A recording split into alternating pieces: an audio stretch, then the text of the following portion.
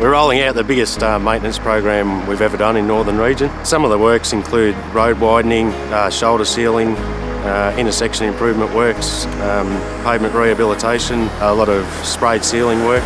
These works will ultimately lead to safer, smoother and more reliable journeys. It's really important that we continue to keep on top of this work because the population is increasing all the time. This has led to a big increase in the number of cars and trucks using our road network.